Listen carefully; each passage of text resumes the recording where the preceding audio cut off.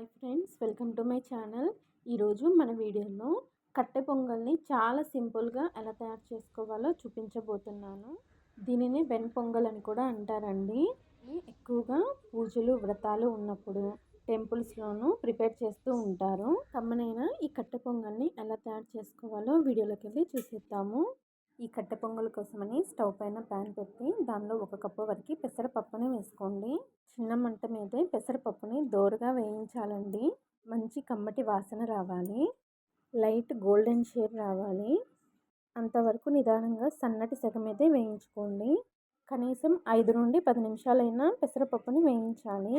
ఇలా వేయించిన పెసరపప్పుని ఒక గిన్నెలోకి తీసుకోండి. తర్వాత అదే కప్పుతో 1 కప్పు వరకు బియ్యాన్ని వేసుకోండి.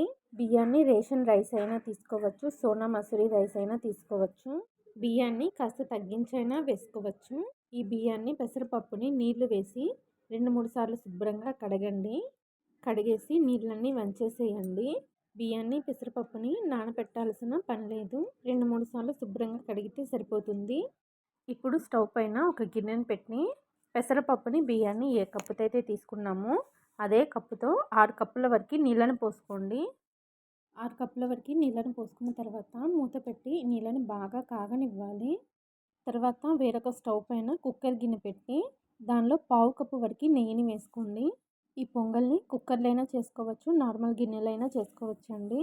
తర్వాత నెయ్యిలో మనం కడిగి పెట్టాం కదా బియ్యం పప్పు, వీటిని వేసేసుకోండి.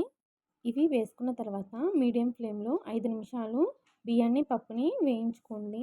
బియ్యాన్ని పప్పుని ఇలా నెయ్యిలో వేయించడం వలన మనం చేసే కట్టె పొంగలు మంచి టేస్ట్ వస్తుంది, కమ్మని వాసన వస్తుందండి. రుచి కూడా చాలా బాగుంటుంది. ఈలోపు మనం ఎసరుగా పెట్టిన నీళ్లు మరిగిపోయి ఉంటాయి. ఆ మరుగుతున్న నీళ్ళని ఈ రైస్లోకి వేసేసుకోండి. ఇందులోనే రుచికి తగినంత ఉప్పుని కూడా వేసేసి మొత్తం కలిపేసేసి కుక్కర్ మూత పెట్టి 3 లేదా 4 విజిల్స్ మీడియం ఫ్లేమ్లో రానివ్వండి. మరీ ఎక్కువగా ఉడికించారంటే అన్నం ముద్దగా అయిపోతుంది. 4 విజిల్స్ వచ్చి కుక్కర్ చల్లారిన తర్వాత చూపిస్తున్నాను చూడండి. అన్నం పప్పు చూసారా చక్కగా ఉడికిపోయింది. ఇప్పుడు ఒకసారి చక్కగా కలిపేసుకోండి.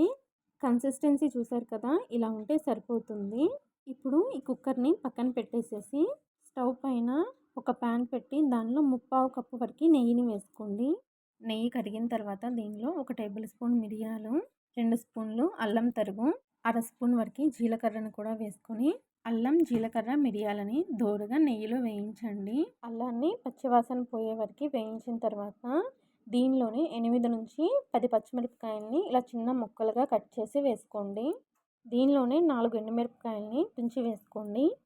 1/2 కప్పు వరకు జీడిపప్పును కూడా వేసుకొని జీడిపప్పు మంచి గోల్డెన్ కలర్ వచ్చే వరకు వేయించుకోండి.